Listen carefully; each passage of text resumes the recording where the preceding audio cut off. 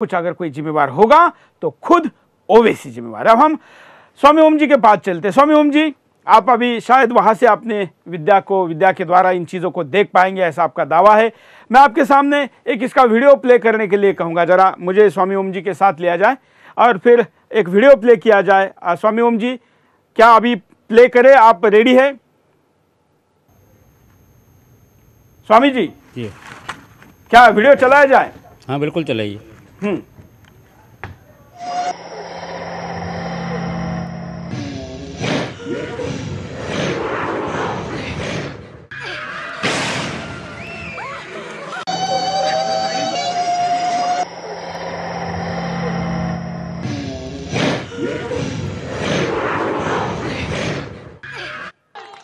हमको जाने की बात कहने वालों, खुदा ना खास्ता, हजार मर्तबा खुदा ना खास्ता, पहले तो नहीं जाने वाले।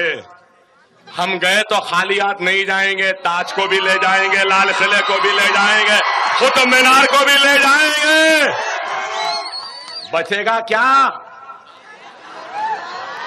अयोध्या की वो टूटी फुट्टी राम की मंदिर बचेगी, वो अजंता एलोरा की नंगी नंगी मूर्तियां बचेंगी, और क्या रहेगा? अरे हम मरते भी हैं तो इस जमीन में 2 गज जमीन लेकर दफन होते हैं, क्योंकि हमको इस मिट्टी से मोहब्बत है। तुम मरते हो तो जलकर फिजाओं में आवारा की तरह चले जाते हो।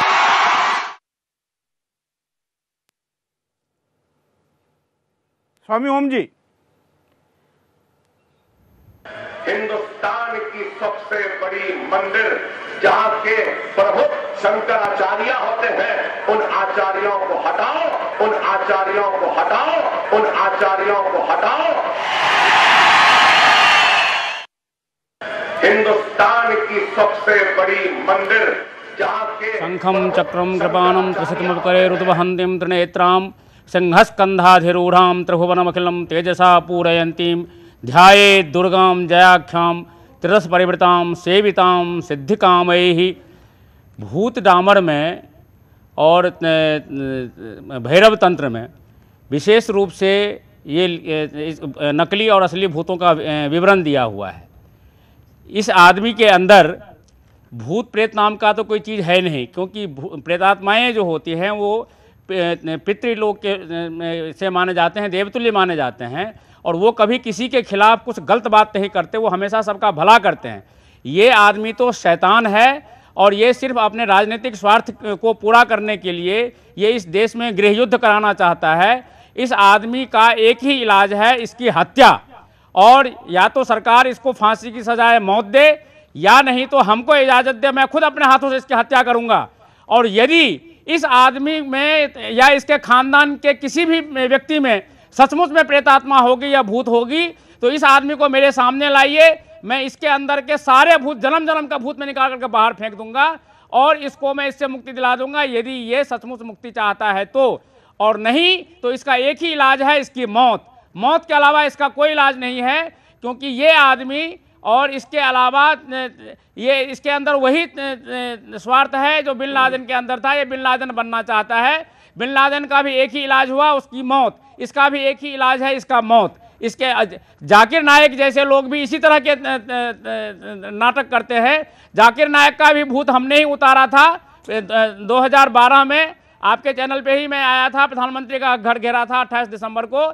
तो इस आदमी का भी वही इलाज है, जिस तरह से जाकिर नायक का भूत उतारा, जिस तरह से बिन लादेन का भूत उतारा गया मार करके, उसी तरह से इसकी हत्या करके भूत उतारा जाएगा। और ये और इसके साथ जो भी इसके समर्थक हैं वो भी मौत के ही योग्य हैं। मैं जो इस्लाम को मानते हैं, इस्लाम में कहीं भी अशांति की बात नहीं की गई है।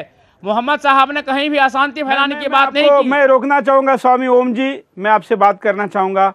हम तो अपने स्टूडियो से ऐसी किसी के हत्या का फरमान का अनुमति नहीं दे सकते। एक तांत्रिक के तौर पर आपका इसके बारे में क्या विश्लेषण है वो जानने के लिए, समझने के लिए हमने आपको बुलाया था।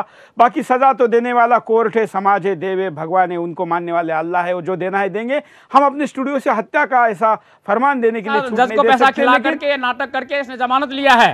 भले मेरे खिलाफ कंटेम्प्ट ऑफ कोर्ट हो जाए, कोई बात नहीं, इससे पहले भी अल्तमश कबीर नाम का एक चीफ जस्टिस ऑफ इंडिया था, वो भी ऐसे मामले में जमानत देता था और उसके बदले में रिश्वत खाता था अपनी बीबी मीना कबीर के थ्रू।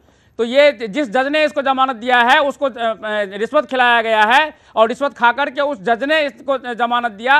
भले ही वो जज मुझे कंटेम्प्ट ऑफ कोर्ट के अधीन मुझे जेल में ले ले, मुझे फर्क नहीं पड़ता, सच बोलने से मुझे डर नहीं लगता। और आगे से जितने भी न्यायाधीश हैं जो इस तरह से रिश्वत खा करके जमानत देते हैं उनको मैं आगाह करता हूं कि इस तरह के नाटक करने वालों को जमानत मत दीजिए, बल्कि हो सकता है तो सजाए मौत दीजिए। इस आदमी का एक ही इलाज है, सजाए मौत, चाहे हिंदू मारे चाहे। बात आप मैं जरा कॉलर के पास चलता हूँ, उसके बाद हम स्वामी ओम जी के पास दोबारा जाएंगे, मुफ्ती साहब के पास जाएंगे, हमारे साथ ज्योतिषी है, ज्योतिषाचार्य है, उनके पास जाएंगे। कॉलर के पास चलते, कॉलर की बात सुनते कि वो क्या कहना चाहते हैं।